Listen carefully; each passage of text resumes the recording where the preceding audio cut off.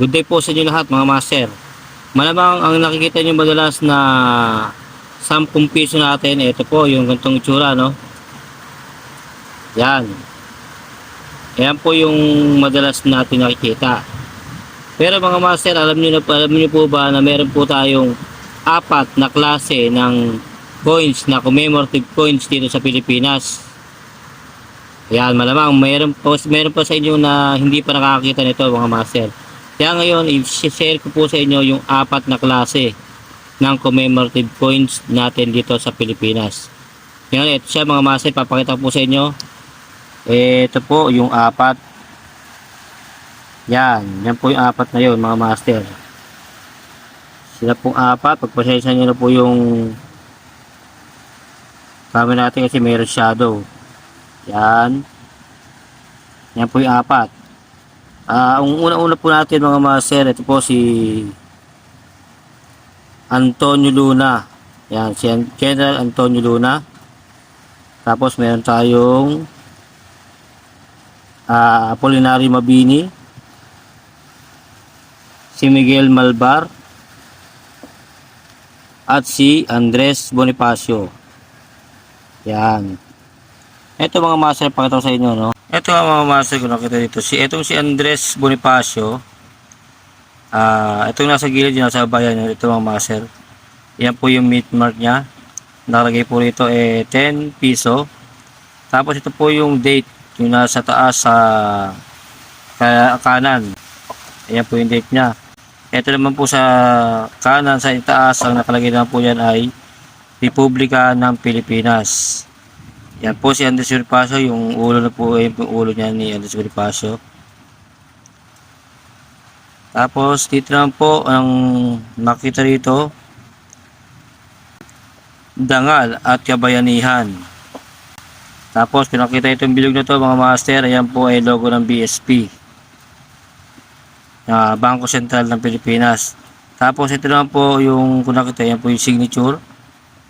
Nakalagay po nito ay 150 years. Yan.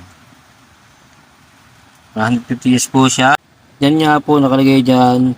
Simula po ng 1865 hanggang 2015. Kaya po siya naging 150 years. Okay. Ngayon dito naman po tayo sa pangalawa. Si Miguel Malbar. Yan. Tapos Miguel Malbar. Ito mga master, kung nakita nyo ito, ayan po nakalagay General Malbar. Ito po yung signature. Tapat po nung pangalan niya. Yan, nakasumbero po.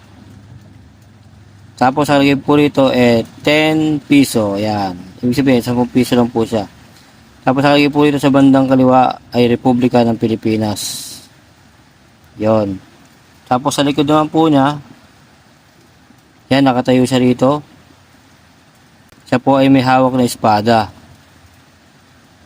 Tapos nakita po yun, nakita niyo yung logo na to, yan yung bilog. Yan po ay logo ng Bangko Sentral ng Pilipinas. At nakalagay po rito ay 100 taon. Simula po yan ng 1865 hanggang 2015. Tapos nakalagay po rito ay Malbar.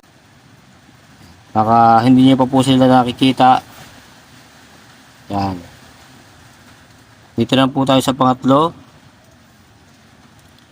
Ito lang po si Apolinario Mabini. Yan, Apolinario Mabini. Kung nakita niyo po dito yung pangalan niya. Yan, Apolinario Mabini. Tapos ito pong nasa taas, nakalagay po ang Republika ng Pilipinas. Tapos 10 piso rin. Tapos ito po yung balahibo na pangguhit. Yan. Tapos dito po sa ibandang kaliwa, ayan, kung nakita ito, ayan po yung mint mark na tinatawag. Ngayon, doon po tayo sa likod. Kung nakita po, siya po rito ay nakaupo. Ayan, mayroon siyang libro. Tapos nakalagay dito sa may pinakagilid niya, talino at paninindigan. Ayan. talino at paninindigan. Siyempre, ito po ulit yung logo ng Bangko Sentral ng Pilipinas. Ito po ay noong 1864 hanggang 2014. Simula noong 1864 hanggang 2014.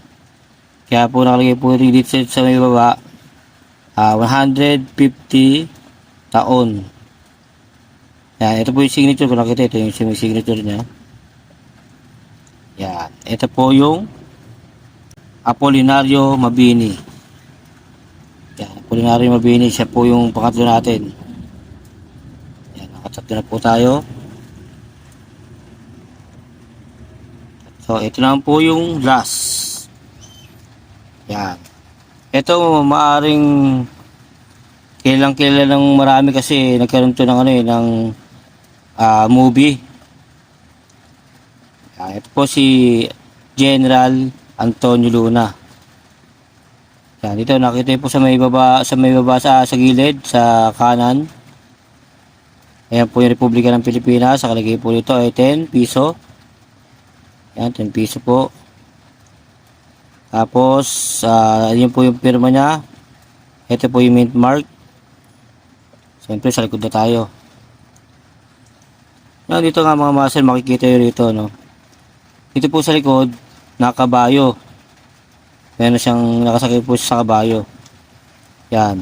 Tapos, itaas, nakalagay, dangal, tapang, dignidad. Ito po yung logo ng Bangko Sentral ng Pilipinas. Tapos ayan po yung pinaka year niya, 1866 hanggang 2016. Yan, o. Tapos nakalagay po rito sa may banda rito 150 taon. Yan, o, nakalagay dito General Antonio Luna. Yan po yung pang-apat natin. Yan mga master, hanggang dito lang. Maraming salamat sa inyo.